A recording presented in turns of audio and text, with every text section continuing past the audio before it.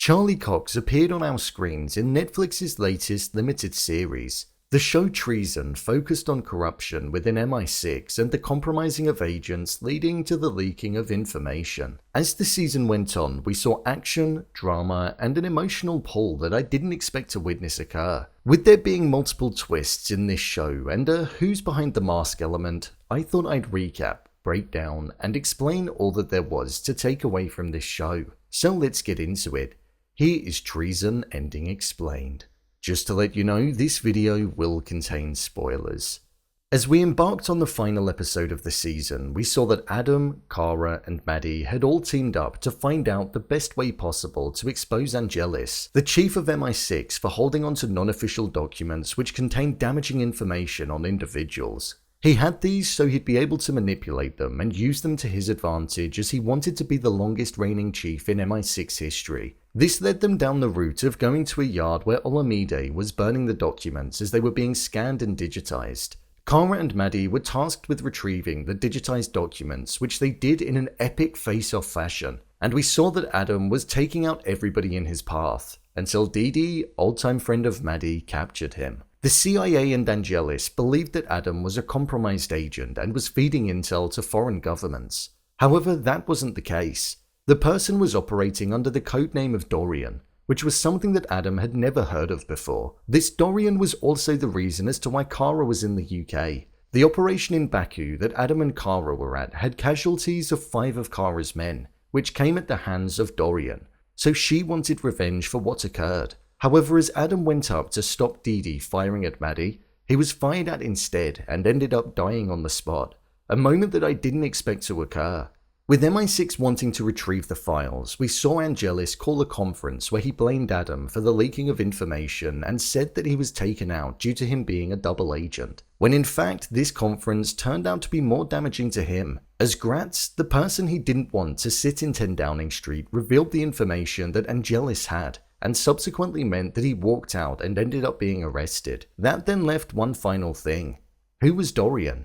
Well, Dorion turned out to be Adam's longtime friend of 20 years, Patrick. It was revealed to us when he went to retrieve the hard drive from Maddy, and once he managed to walk out of the building, Kara then got her revenge with the last thing he ever saw being the face of the 5 men that he killed. There was a small inclination that it was him when Adam was getting involved in his territory at work, and he got slightly defensive, almost like he was worried that Adam might have stumbled across the fact that he was working as a double agent. Adam was being painted out as a villain, when in actual fact he was a hero, as he wanted the future of MI6 to be in good hands, and to not be as corrupt as what it was under the leadership of Angelis. It's just a shame and a shock, to be honest, that he wasn't able to see it happen.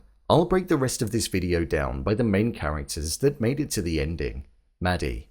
With Maddy watching her husband succumb to his injuries in front of her, we saw her speak with Dee on the phone after dropping Angelis in it. Within the phone call, she stated that she was going to ensure that Dee's shiny career was something that she'd smash into 1,000 tiny pieces, and she'd let everybody know what she'd done.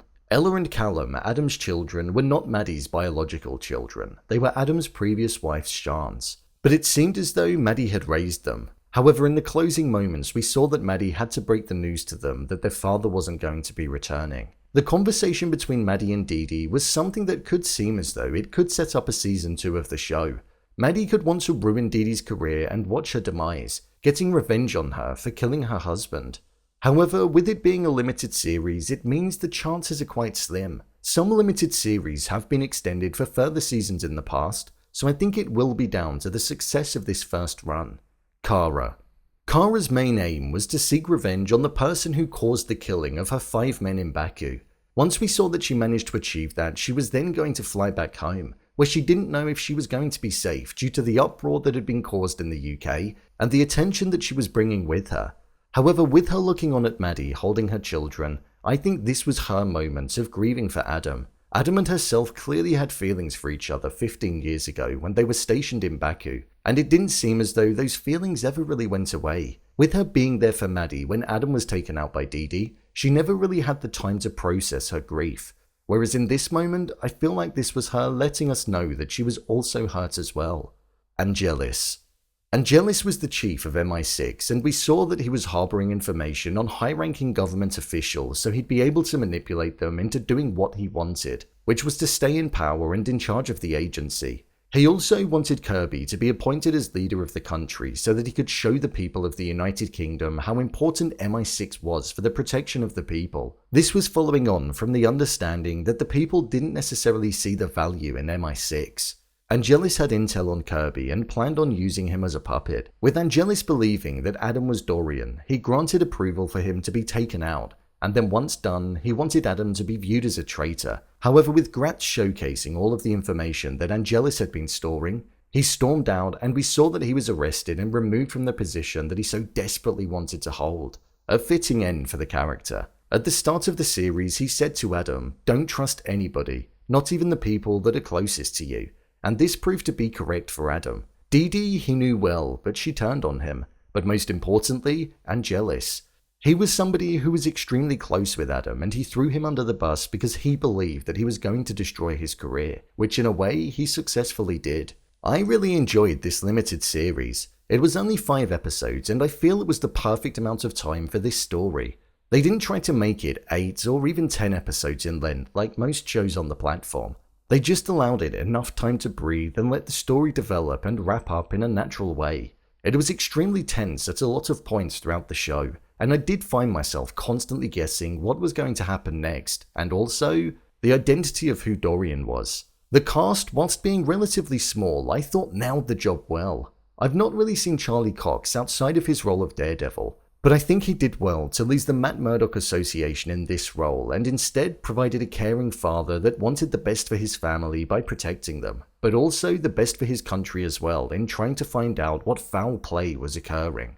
Una Chaplin played the role of Maddy well, and she embodied the journey of stepping back into the life that she clearly didn't want a part of anymore to protect her family. It was delivered really well.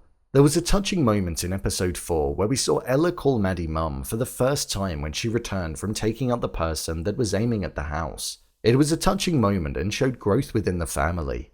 Kara was a character that grew on me as the season went on. I wasn't a big fan of her to start with, as it felt as though she was the bad guy, so to speak. But as time went on, I thought she became a lot more likable, as just like Adam, she was also fighting for the truth to come out. Whilst this show isn't the best thing on Netflix, nor the best thing to be released in recent times, it's something that hasn't been done in a while. It was entertaining, digestible due to its length, and it provided a nicely wrapped up story. As I said, I think there's probably a very slim chance that there would be a second season, but the possibility's always there. However, I think it's more likely that this will just stay as a limited series and a one-time thing, which I'm totally fine with. So, there you have it. Treason Ending Explained. If you want to see more videos such as Endings Explained, theories and predictions, and character breakdowns, then click on the I button, or alternatively you can head over to my channel where you'll find them all. If you'd like to give me a show or movie that you'd like me to review, then head over to my Twitter, @brainpilot_, and tweet me what show or movie you'd like me to review next. And finally, if you'd like to see what I rate the latest movies that don't quite make the cut to getting a dedicated video, then head over to my Letterboxd profile. It's where I rate the latest releases in real time. What did you think of this show? Leave a comment down below, and don't forget to subscribe. I'll see you next time.